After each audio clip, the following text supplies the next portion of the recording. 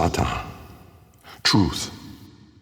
It began long before us, we who now live our perfect and dull, endless lives. It began long before these moon palaces and body markets hurling around our golden sun. It began long before our light coil thinkers, our radiation wars, our oil smoke. It began with us, the continuity and its twin, wanderlust. The need for unseen shores deep in our marrow.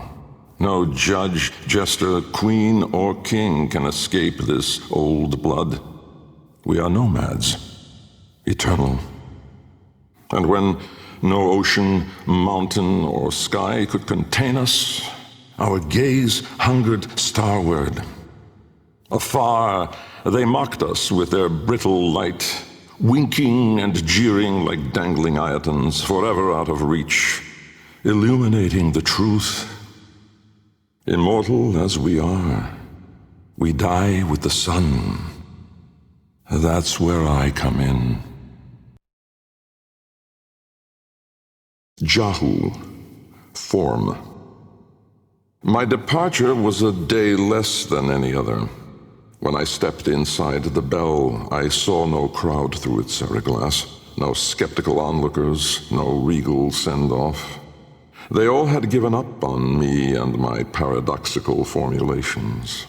The wasted years had all shown the void to be just that. Nothing, no energy, no entanglement, no form. To spacefaring ambitions, a dead end. On the day, my laboratory was mostly vacant of witnesses, most of all of expectation. Only my sluggish attendants, my sagacious Kavat, Kalimos, and of course my daughter. I had raised her alone, but with inconsistent vigor. In those eyes, her mother's, I did see a terrible reflection of a man that did not exist. A brave and principled man about to make history. In truth, he was a void himself, an outcast, a joke, a nothing.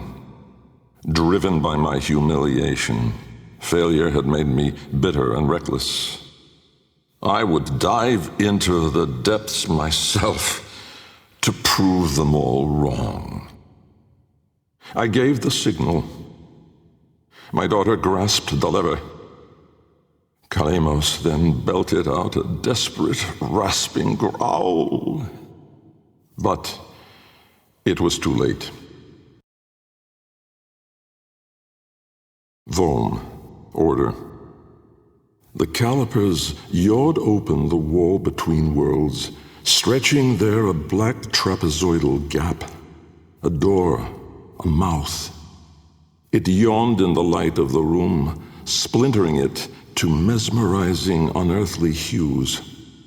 And I, inside the bell, dropping obliquely toward it from my gallows, mass and time rippled as a sudden vortex jawed before me. My head was vapor, my feet lodestone. The bell around me flexed like a rat paralyzed in a winding, gulping snake. I faltered in the awe of it, stumbling against the seriglass, and with that shifted the bell's path through the wall. It grazed the caliper membrane, the edge of the door. No worldly edge was as thin, as sharp as could split even light. As the bell faintly grazed it, the seriglass was all at once rendered like strips of flesh by Dax's blade. My enclosure was beheaded in an instant, but still I fell, sideways, into the void. Thas, chaos. Death was on me, I was certain. I was face down, eyes clenched, my heart pulsing the last of its seconds, and my lungs burning the last of its air. A sudden nostalgia gripped me. I grasped desperately for memory of a storm just past, the fumbling pitch of a child's song. Yet all these thoughts seemed to steal away from my mind like smoke through a vent. I would die empty. I then became aware of another sensation, physical, a web of pain, needles itching into my arm. At once I realized I was alive. Laying in the bell's shattered ceraglass, I groped the ground, warm stone, the floor of my laboratory. So, I had never left. And so, I had failed. Again. I heard a crunch alongside me. Someone stepping through the shattered glass.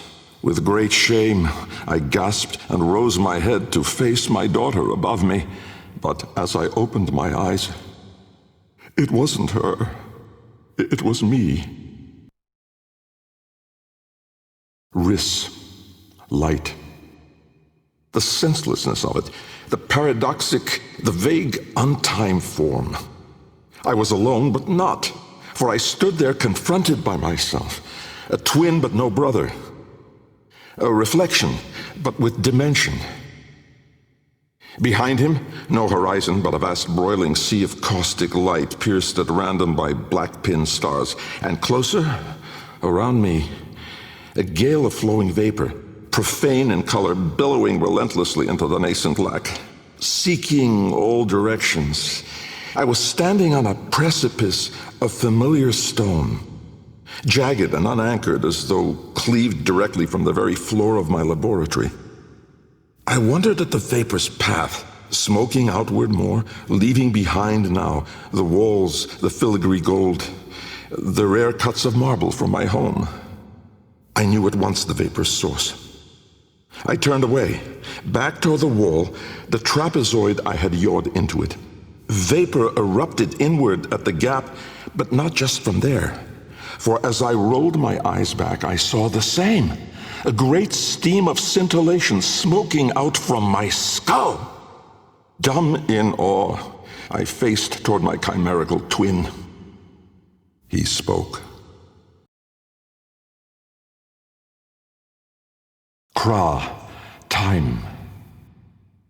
An old name, unspoken in the centuries since my mother reared me.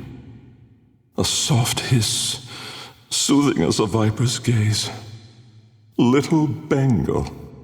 The other me reached out, offering his hand, gliding toward me without moving, as though the distance between us was now collapsing. A confusion, most euphoric, filled my mind. With the shred of wit that remained, I decided that I should run for my life. At once, crazed and frantic, I fled. But I made no forward progress. Instead, the world compressed evermore around me, as though I were an anchor pulling the shore to reach. When I arrived at the door, or rather, the door arrived at me, I howled, hurling myself inside, out. And then and there I was, lost and unlost, howling on the floor in harmony with my wretched Kalimos, lacerated in flesh and heart, scattered as the bell glass, spilling blood and stomach on the cold stone floor. But I sensed the other there, at the wall's breach behind me, reaching still. I screamed, but my voice was gone. Forever. I looked, but my eyes would never see again.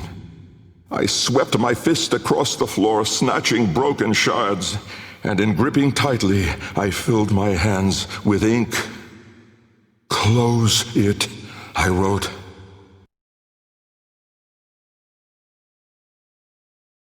Netra. Decay. Time, to us, is all but conquered. Our sacred kuva moves us on to new skin. We numb to our daily, yearly trifles, and remedy those memories that bring lasting misery. With all our misdeeds, our excess, our indignity, we are haunted by nothing. But not for me, for with each passing day, there grew within a tumorous idea. It was minute in those early days, the pale-reaching digits severed on the floor, studied with reverence, with greed. And it swelled larger in the latter days, the regal domes, the rail dedications, the unholy Zariman parade. I had put the stars within reach, but at what cost? I never spoke of him, that man trapped in the wall. And while there have been countless souls who have followed me through with their light skippers and field wave skins and vari-eyed instruments, not a single one ever saw him. Me. And so it is that I will not take the Kuva now, or ever again. This is the last skin I'm in. Because of this idea, that I cannot be sure that in all that smoked commotion, in all that panic and fear, in that bending light and blinding dark, was it I who escaped? Or the other? Loke, void. From brooding gulfs are we beheld by that which bears no name. Its heralds are the stars it fells, the sky and earth aflame. Corporeal laws are unwrit as suns and love retreat. To cosmic madness, laws submit, though stalwart minds entreat. In luminous space, blackened stars they gaze, accuse, deny. Roiling, moaning, this realm of ours in madness lost shall die. Carrion hordes trill their profane accord with eldritch plans. To cosmic forms from tangent planes, we end as we began.